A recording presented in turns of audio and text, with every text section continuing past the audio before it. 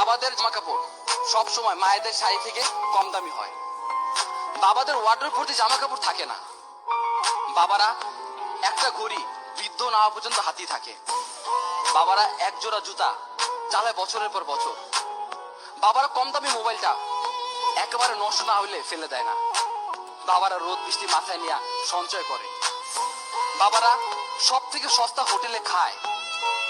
নিজের জন্য সব থেকে কৃপণ বাবাটা তার স্ত্রীর সন্তানের জন্য সব থেকে বেশি ব্যয় হিসাবী। বাবারা একেবারে বাধ্য না হলে কখনো না বলে না। বাবারা ভালোবাসি এই কথাটা বলতে জানে না, করতে জানে। পৃথিবীর সব পুরুষ খারাপ, সব জন্মদাতা খারাপ, কিন্তু একটাও খারাপ বাবা নাই। মানুষটা মোমবাতির মতো, নিজে গলে পরিবারকে আলো দেয়। আর সেই মানুষটা হলো বাবা। সন্তানের হাতে নতুন মোবাইল তুলে দিয়ে যে নিজে পুরাতন মোবাইল ইউজ করে। বাবারা সব সময় নিম পাতার মতো হয়, কিন্তু আমাদেরকে বড় বৃক্ষের মতো ছায়া দিয়ে রাখে, যার কারণে সূর্যের তাপটা আমাদেরকে ছুঁতে পারে না। এই পৃথিবীতে যাদের বাবা নেই তারা বুঝে এই পৃথিবীতে স্বাধীনভাবে চলতে বাবাকে কতটা প্রয়োজন হবে। বাবারা হাসে না, তারা পরিবারের মুখে হাসি ফোটায়। আমরা যখন আমাদের বাবার কাছ থেকে কিছু চাই, তখন সেই চাওয়াটা পূরণ করার জন্য আমাদের বাবা 10 জন মানুষের সামনে মাথা নিচু করতে একটু চিন্তা করে না। মাঝে মাঝে বাবা আমাদের কিছু চাওয়া পূরণ করতে পারে না, তখন আমাদের অনেক খারাপ লাগে।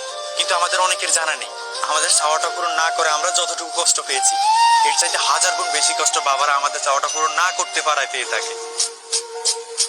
বাবা শব্দটা দুইটা অক্ষরের, কিন্তু এই দুইটা অক্ষর দুইটা পৃথিবীর সমান।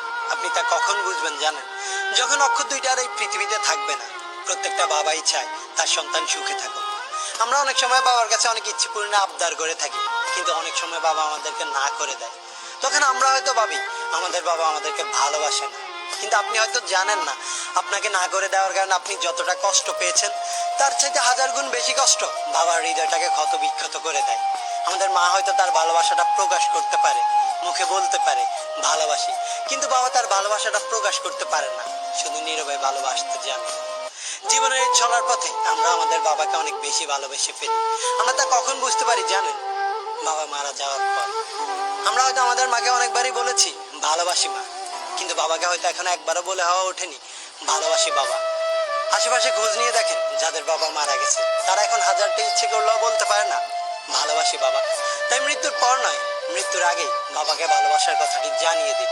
বাবার সামনে গিয়ে দাঁড়ান আর বলুন, হয়নি বলা একটি কথা, ভালোবাসি বাবা।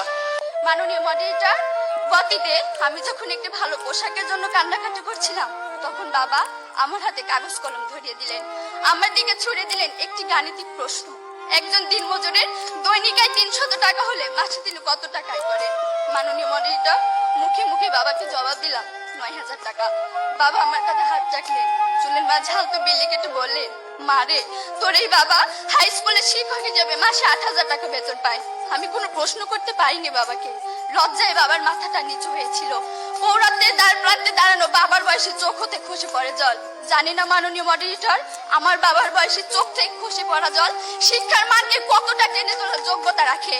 মাননীয় মডারেটর, এই যদি হয় শিক্ষাগুরুর জীবন, তাহলে একটা সময় হয়তো এদেশে আর কোনো শিক্ষকই পাওয়া যাবে না। এমন বাংলাদেশ আমরা কখনোই আশা করি না।